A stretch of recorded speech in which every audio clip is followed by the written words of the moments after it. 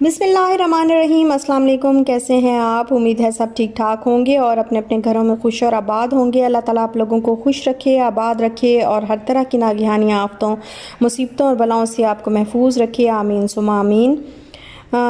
यहाँ पे सबसे पहले जो है वो तो मैं एक शिकायत कर दूँ ना कि आप लोग आजकल मुझे जो है वो लाइक्स नहीं दे रहे। जिस तरह आप लोग देते होते हैं तो उस तरह लाइक्स नहीं देते, तो प्लीज़ लाइक कर दिया करें। अंगूठे का जो है वो निशान लगा दिया करें, जब वो ब्लू हो जाए तो उसको हटा लिया करें। मैं ये नहीं कहती कि अंगूठा जो है वो चिपका के ही चले जाए, जस्ट निशान लगा के तो लाइक के बटन पे प्रेस कर दिया करें बस। और यहाँ पे बस अपना एपीलेटर जो है मैंने निकाला है। दोपहर का टाइम है और आज मैंने सोचा कि मैं अपनी कुछ डेंटिंग पेंटिंग करती हूँ, क्योंकि काफ़ी दिन हो गए अपनी केयर जो है वो बिल्कुल भी नहीं की। और गर्मी है ना, गर्मी की वजह से जो है बिल्कुल कोई दिल ही नहीं करता कुछ और काम करने को। बस जल्दी जल्दी से खाना बनाओ, थोड़ी सी सफाई करो, खाना बनाओ और बस आराम से कमरे में जाके बैठ जाओ। ये आजकल की रूटीन है। तो बस फिर आज मैंने कहा थोड़ा टाइम निकालती हूँ अपने लिए। ये मेरा एपीलेटर था तो मैंने निकाला, तो मैंने कहा मैं आपके साथ शेयर कर दूँ कि ये मैंने लिया था। पहले भी एक दफ़ा मैंने शेयर किया था आपके साथ, लेकिन तब मेरे सब्सक्राइबर बहुत कम होते थे, तकरीबन 2000 सब्सक्राइबर होते थे तब मेरे। पता नहीं वो वाला ब्लॉग अब आपको कभी मिला भी होगा या नहीं मिला होगा।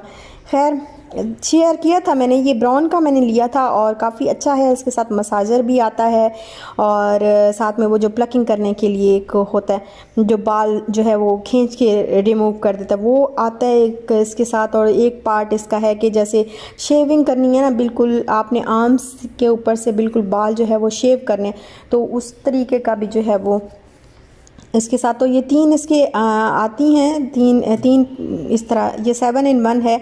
और साथ में छोटी मोटी और भी चीज़ें हैं, जैसे अगर आपने अपर लिप्स जो है वो करने हैं, या फिर जैसे कोई ऐसे मुड़ी हुई जॉइंट्स के ऊपर से जो कोई चीज़ जैसे अंदर वाली साइड से अगर आपने हेयर्स रिमूव करने हैं, लाइक कह लें कि जैसे हैंड्स है ना, हैंड्स की फिंगर्स के ऊपर से अगर आपने रिमूव करना है तो उसके ऊपर ये देखें इस तरीके का जो है वो आप चढ़ा लें इसके ऊपर और फिर रिमूव करें। तो ये बहुत सारी चीज़ें बहुत अच्छा है। तो अभी मैं इसको चार्जिंग पे लगाने लगी थी, मैंने कहा मैं आपके साथ शेयर कर देती हूँ। 500 का तब तो मैंने लिया था, बहुत अरसा पहले लिया था। तो खैर अभी तक चल रहा है अल्हम्दुलिल्लाह, माशाल्लाह से बहुत अच्छा चल रहा है। और बस अभी इसको चार्जिंग पे लगाऊंगी। और यहाँ देखें ये शाम जो है वो, मतलब शाम तो नहीं, ये टाइम है असर का, होने वाला है, अभी हुआ नहीं है। असर का टाइम जो है वो अभी होने वाला है। तो देखें छाँव छाँव सी इस तरह बिल्डिंग का जो है वो शेड आने लग जाता है, छाँव जो है वो आने लग जाती है। और शाम का टाइम था तो शाम के टाइम जो है मैंने ये चने मैंने भिगो के रखे हुए थे, तो मैंने सोचा कि मैं इनको ना आज बॉईल कर लेती हूँ, क्योंकि आज ही भिगोए हैं तो फिर आज ही इनको बॉईल कर लेती हूँ, वरना ये फिर फ्रिज में इसको रख दो तो फिर वो अच्छे तरीके से बॉईल नहीं होते। वैसे पानी में भिगोए हुए हों ना तो फिर, क्योंकि मुझे चाट वगैरह ज़रा ज़्यादा बनानी पड़ जाती है, मैं ज़्यादा जो है वो चाट इस तरह चने की चाट बना के तो वो खा लेती हूँ कभी। तो ये उसके फिर मैंने सोचा कि मैं पुलाव ही बना लेती हूँ, चने का पुलाव बना लेती हूँ आज थोड़ा सा, क्योंकि आज ही बॉईल किए हैं, थोड़े से इसको फ्रीज़ कर लूँगी और थोड़े से निकाल के जो है चने का पुलाव बना लूँगी। तो यहाँ पर मैंने कुछ काली मिर्चें, लौंग और जायफल, जावित्री और एक मोटी इलायची, ये चीज़ें ली हैं, उनको मैं फ्राई कर लूँगी ऑयल के अंदर। और उसके बाद जो है वो बस पता नहीं मेरे कैमरे को क्या मसला हुआ, मुझे नहीं समझ आ रही कि अगेन एंड अगेन फोकस करता जा रहा है, जूम करता है फिर जूम आउट करता है, पता नहीं क्या करता है। अचानक से कोई सेटिंग जो है वो ख़राब हो गई थी और कोई पता नहीं है कि क्या हुआ, कहाँ से हुआ। अब इसको सेट करते हुए भी टाइम लगेगा, क्योंकि समझ ही नहीं आ रही कि हुआ क्या है इसके साथ। आप देखेंगे कि ये जितने मैंने चावल बनाए हैं ना, जितनी देर तो उतनी देर ये फोकस करता रहेगा, फिर जूम करेगा, जूम आउट करेगा, इस तरीके से जो है वो लगा ही रहेगा। तो यहाँ पे मैंने ना तकरीबन एक पूरा जो पीस होता है ना बड़ा गार्लिक का, उसको मैंने चॉप कर लिया था। मेरे पास वो जो पेस्ट बना हुआ था वो ख़त्म हो गया, तो अभी बनाना है। और अनियन जो है वो मैंने 2 लार्ज साइज़ के जो है अनियन लिए, उनको फ्राई कर लिया। और सॉल्ट जो है आपको पता है, मैंने पहले भी बताया था कि जब मैं ब्राउन करने लगती हूँ अनियन तो सॉल्ट मैं उसी टाइम पे डाल लेती हूँ, तकरीबन 1 टीस्पून भर के डाला है। और 2 मीडियम साइज़ के जो है वो टमाटोस मैंने चॉप करके इसके अंदर अब डाल दिए जब अनियन फ्राई हो गए तो। और ریڈ چلی پاؤڈر جو ہے وہ میں نے 1 ٹی اسپون بھر کے ڈالا ہے اور 3 گرین چلیز ڈالی ہیں. یہ چیزیں جو ہے اپنے ٹیسٹ کے مطابق ویسے بندہ ڈالتا ہے. اور دوسری بات یہ کہ آپ سب کو آتا ہے بنانا. میں یہ نہیں کہہ رہی کہ آپ کو نہیں آتا چنے کا پلاؤ بنانا, لیکن کچھ سسٹرز ایسی ہوتی ہیں جو دیکھنا چاہتی ہیں کہ میں کیسے بناتی ہوں, تو اس وجہ سے میں آپ کے ساتھ شیئر کر رہی ہوں. تو ویسے یہ بہت عام سی ریسیپی ہے, ہر ایک بندہ ہی بنا لیتا ہے گھر کے اندر. اور یہاں پہ چنے جو ہیں وہ میں نے بوائل کر کے رکھے ہوئے تھے, تو اس میں سے میں نے تھوڑے سے چنے نکال کے اس میں ابھی مسالے میں ڈالے ہیں. ابھی اس کو اچھے طریقے سے فرائی کروں گی, اچھے طریقے سے جو ہے وہ, تاکہ چنے جو ہے وہ فرائی ہو جائیں. تو پھر میں اس میں رائس ڈال دوں گی. اب چنے جو ہے وہ ہو گئے ہیں فرائی, اور اب میں اس کے اندر جو رائس میں نے بھگو کے تقریباً گھنٹہ پہلے ہی بھگو دیے تھے, تو وہ رائس جو ہے میں اس کے اندر ڈال دوں گی. اور یہ جو رائس, جس پانی میں میں نے رائس بھگوئے تھے اسی پانی کو ہی میں جو ہے وہ چاول گلانے کے لیے یوز کروں گی, کیونکہ اس میں جو ہے وہ چاول کا ایک ٹیسٹ جو ہوتا ہے اس پانی میں موجود ہوتا ہے. جس میں آپ بھگوتے ہیں وہ والا پانی جو ہے صاف کر کے آپ پہلے چاول کو بھگوتے ساتھ ہی آپ پہلے دھو لیں, اور دھونے کے بعد آپ کو جو آپ جس پانی میں آپ بھگو رہے ہیں وہ صاف ہونا چاہیے پانی. تو جب گھنٹے بعد آپ ان چاولوں کو یوز کرنے لگیں گے تو جو پانی آپ نے بھگونے کے لیے یوز کیا تھا وہی آپ نے پکانے کے لیے یوز کرنا ہے, تو اس سے بڑا اچھا ٹیسٹ آتا ہے. اور یہاں پہ جب یہ چاول کا پانی ڈرائی ہو گیا تو ابھی بس میں اس کو دم لگانے لگی ہوں. دم لگانے سے پہلے میں نے اس میں گرم مسالہ ڈالا ہے, 1/2 ٹی اسپون جو ہے وہ میں نے ایسے اوپر سپرنکل کر دیا ہے. اور اس کے بعد دم دیں گے تو بڑا ہی اچھا جو ہے وہ خوشبو بڑی زبردست قسم کی گرم مسالے کی آتی ہے. اچھا, چنے کا جو پلاؤ ہوتا ہے اس میں اگر آپ اچار ڈالیں, پتہ نہیں آپ لوگ ڈالتے ہیں نہیں ڈالتے ہی ہوں گے بہت سارے لوگ, لیکن اگر اس میں آپ اچار ڈالیں تو اتنا مزے کا ٹیسٹ آتا ہے نا چنے کے پلاؤ میں اچار ڈالنے کا. تو اس کا جو تھوڑا سا اچار کا آئل ہے یہ میں نے ڈالا ہے, اور باقی یہ مکس پکل ہے, مینگو کا ہے, کیرٹ ہے اس کے اندر, گرین چلی ہے, تو یہ ساری چیزیں اس کے اندر ہیں. تو یہ میں نے تھوڑا سا اسے اوپر ڈال دی ہے, اور اب میں اس کو دم دے دوں گی. اور دم دے کے میں اس کو تقریباً 5 سے 10 منٹ کے لیے پکاؤں گی. پھر انشاءاللہ اس کو کھولوں گی تو بڑا مزے کا جو ہے وہ بنا ہوا ہوگا. اور اس کے ساتھ میں نے آج سوچا ہے کہ میں مینگو سالسا بناؤں گی. مینگو سیلڈ بھی اس کو بولتے ہیں, مینگو سالسا بھی بولتے ہیں. تو یہ بڑا مزے کا جو ہے وہ لگتا ہے جب آپ یہ چاول بنائیں, آپ دال چاول بنائیں تو اس کے ساتھ بھی یہ بہت اچھا لگے گا. آپ کوئی سا بھی پلاؤ بنا لیں, چنے کا پلاؤ جو ہے وہ مجھے تو اس کے ساتھ بہت اچھا لگتا ہے. میں جب بھی بناتی ہوں تو ساتھ میں چنے کا پلاؤ بناتی ہوں یا پھر دال چاول بناتی ہوں. تو آج بس وہی میں نے سوچا کہ میں اس کو بناتی ہوں. ایک میں نے مینگو لیا ہے, وہ میں نے کیوبز کی شکل میں جو ہے چاپ کر لیے, دیکھیں کیوبز کی شکل میں کاٹ لیا ہے. اب میں ٹمیٹوز لوں گی 2 اور 1 انین لوں گی, ان کو بھی کیوبز کی شکل میں چاپ کر لوں گی. اور ساتھ ہی ساتھ جو ہے میں ایک کیبج کا تھوڑا سا جو بند گوبھی ہوتی ہے اس کا تھوڑا سا پیس لے کے تھوڑی سی وہ میں نے چاپ کر کے اس کے اندر ڈال دینی ہے. ہرا دھنیا تھوڑا سا ڈالنا ہے, تھوڑا سا نہیں, ہرا دھنیا جو ہے وہ تھوڑا سا زیادہ ڈالنا ہے. اور بس اس کے اوپر سالٹ ڈالوں گی اور تھوڑی سی کالی مرچیں جو ہے اس کے اوپر اسپرنکل کر دوں گی. تو یہ بڑا مزے کا جو ہے مینگو سالسا بن جائے گا اور بہت مزے کا لگتا ہے. اچھا, یہاں پہ نا میں نے سوچا کہ میں آپ کے ساتھ ایسے رینڈم بات کرتے ہیں کہ جیسے ہم بہنیں ہیں, دوستیں ہیں, سہیلیاں ہیں, ایک دوسرے کے ساتھ جو ہے میرے کمنٹ باکس میں بھی جب کمنٹ میں ویڈیو ڈالتی ہوں تو بہت ساری بہنیں جو اپنی باتیں شیئر کرتی ہیں. اور شیئر کرنا ایک دوسرے سے, جیسے بہنیں بیٹھتی ہیں, باتیں کرتی ہیں, گپ شپ کرتی ہیں, بہت ساری باتیں جو ہے وہ ایک دوسرے سے سیکھتی ہیں اور بہت سارے دل کے حال احوال جو ہے وہ دیتی ہیں. تو میں نے سوچا آج ہم نے بھی جو ہے وہ ایسی باتیں کر رہی ہیں, ایسے ہی کچھ شیئر کرتے ہیں آپ کے ساتھ, اور ایک دوسرے سے بیٹھ کے آج جو ہے وہ تھوڑا اپنا دل کا جو ہے وہ حال دے دیتے ہیں ایک دوسرے کو. تو ایسے میں شیئر کرنا چاہ رہی تھی ایکچولی کہ جو میں اپنے لیے سوچتی ہوں یا جو میں سمجھتی ہوں کہ ایسا واقعی ہے, تو میں نے سوچا کہ میں آپ کے ساتھ یہ چیز شیئر کرتی ہوں.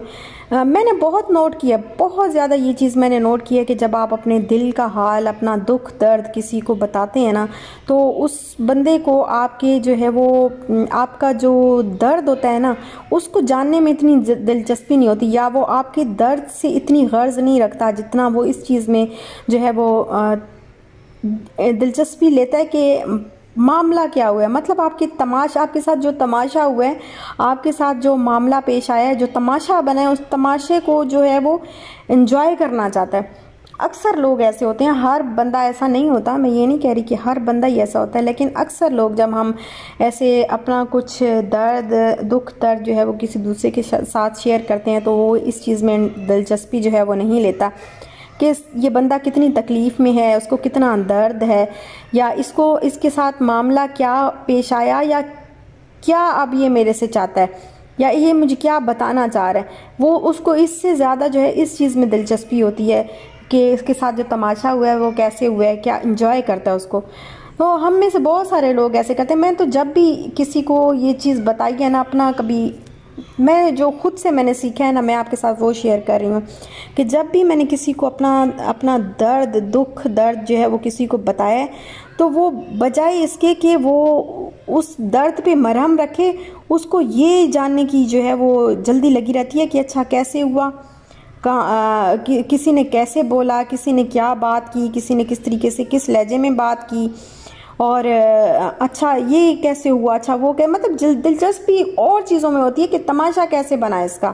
تو یہ چیز تو بہتر یہی ہے کہ ہم لوگ جو ہے ہمارے ساتھ جب روزمرہ زندگی میں، خاص طور پہ جب ہم میاں بیوی کے درمیان جو ہے کوئی بات ہوتی ہے، میاں بیوی ہزار سو جو ہے وہ جھگڑے ہو جاتے ہیں، لڑائیاں ہو جاتی ہیں، تو میں اکثر ہو جاتی ہے گھروں میں، تو بجائے اس کے کہ ہم اس کو دنیا کو بتانے کے یا اپنے رشتہ داروں کو جو ہے وہ بتانے کے، ہم اس کو راز رکھیں، اس کو اپنے تک ہی محدود رکھیں، اپنے راز کو آپ راز ہی رکھیں، دوسروں تک نہ پہنچائیں، کیونکہ دوسرے جو ہے اس بات کا تماشا بنا دیتے ہیں، اس بات کو سلجھانے کی بجائے، اس زخم پہ مرہم رکھنے کی بجائے اس کا تماشا بنا دیتے ہیں۔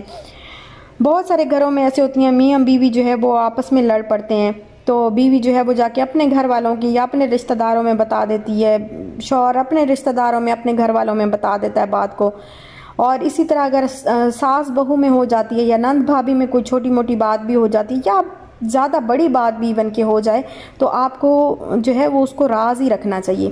دوسری پارٹی بے شک جتنا بھی بولے، جہاں کہیں جا کے آپ کی جتنی بھی برائی کر لے، آپ کو خاموش رہنا چاہیے۔ آپ خاموش رہیں گے، آپ اس بارے میں اس معاملے پہ بات نہیں کریں گے نا، تو ایک دن یہ معاملہ سالو ہو جائے گا۔ سالو نہیں بھی ہوگا نا، تو آپ کی دل کو جو ہے وہ ایک تسلی اور ایک سکون رہے گا کہ آپ نے جو ہے اس معاملے کو اچھالا نہیں ہے، دنیا کے سامنے جو ہے کسی کی برائی نہیں کی، یا دنیا کو جو ہے وہ کسی کا پردہ جو ہے وہ چاک نہیں کیا، ٹھیک ہے؟ تو آپ کو اپنے جو اندر کا سکون ہے نا وہ آپ کو ملے گا، اور آپ کو اللہ تعالیٰ بھی آپ کا ساتھ دے گا جب آپ کسی کی برائی نہیں کریں گے، جب کسی کی غیبت نہیں کریں گے، جب دنیا کو کسی کے بارے میں جو ہے وہ دنیا کو بدگمان نہیں کریں گے۔ ہو سکتا ہے ایک بندہ آپ کے ساتھ ایسا ہے، لیکن آپ کے ساتھ کوئی ایسا مسئلہ آپ کا اور اس کا ایسا مسئلہ پیش آ گیا جس کی وجہ سے آپ کے درمیان، دونوں کے درمیان ایسی بات ہوگی، لیکن ہر ایک بندے کے درمیان جو ہے وہ ایسا معاملہ نہیں ہوتا۔ باتیں جو ہے وہ بہت بڑی بڑی بھی ہو جاتی ہیں، بہت چھوٹی چھوٹی بھی ہو جاتی ہیں، بہت بڑے بڑے معاملات بھی جو ہے وہ گھروں میں ہو جاتے ہیں، لیکن اگر ان کو، میرا خیال ہے کہ ان کو اگر آپ اپنے تک ہی رکھیں، کسی دوسرے کو جو ہے وہ اس میں انوالو نہ کریں۔ جب دوسرا بندہ جو ہے وہ آپ کے معاملات میں انوالو ہوتا ہے تو وہ پھر ان معاملات کو مزید بڑھا دیتا ہے، وہ کبھی بھی حل نہیں ہوتے، وہ بڑھتے ہی جاتے ہیں۔ اگر آپ اپنے تک رکھیں گے تو ایک دن وہ معاملہ جو ہے وہ سیٹ ہو جائے گا، اور آپ کو دلی تسکین بھی ہوگی۔ تو کسی کی غیبت، کسی کی برائی بھی نہ کریں، اور دوسرا اپنا حال بھی کسی کو نہ دیں۔ آپ کے ساتھ جتنا بھی کسی نے برا کر دیا ہے، آپ اللہ تعالیٰ پہ چھوڑ دیں، کسی کے سامنے جو ہے اس کی برائی نہ کریں کہ اس نے میرے ساتھ یہ کیا، اس نے میرے ساتھ وہ کیا۔ تو اللہ تعالیٰ جو ہے اس کا سب سے بہتر جو ہے وہ بدلہ دینے والا ہے۔ ایک دن اللہ تعالیٰ ہی جو ہے وہ آپ کا ساتھ دے گا، اور ایک دن آپ ہی سرخرو ہوں گے۔ تو بجائے اس کے کہ برائی کریں، غیبت کریں، یا کسی دوسرے کے سامنے اپنا جو ہے وہ راز بیان کریں، تو اپنے دل میں رکھیں، تو انشاءاللہ یہ جو ہے آپ کو بڑی تسکین ملے گی، اور لوگوں کے سامنے آپ تماشا بننے سے بھی بچ جائیں گے۔ کیونکہ لوگ اگر آپ کی سنتے ہیں، آپ کسی کا حال بتا رہے ہیں، کسی کا بتا رہے ہیں کہ اس نے میرے ساتھ یہ کیا، اس نے میرے ساتھ وہ کیا، تو لوگ اس پہ دو باتیں بنائیں گے، تو دو باتیں وہ آپ پہ بھی بنائیں گے کہ دیکھو کس طرح برائی کر رہا ہے، کوئی نہ کوئی بات تو اس کے اندر بھی ہے نا کہ اس نے اتنی برائی کی ہے، ٹھیک ہے؟ تو مطلب جب ہم کسی دوسرے پہ کیچڑ اچھالنے لگتے ہیں، یا کسی دوسرے کے بارے میں کوئی بھی بات، کوئی ذکر اس طرح کرنے لگتے ہیں، تو لوگ ہمارے بارے میں بھی اسی طرح کا خیال پھر رکھتے ہیں. تو بہتر یہی ہے کہ آپ تماشا بننے سے بچ جائیں گے اس طریقے سے اگر آپ اپنا راز جو ہے وہ راز رکھیں گے اور اپنی باتیں جو ہے وہ کسی کے ساتھ شیئر نہیں کریں گے.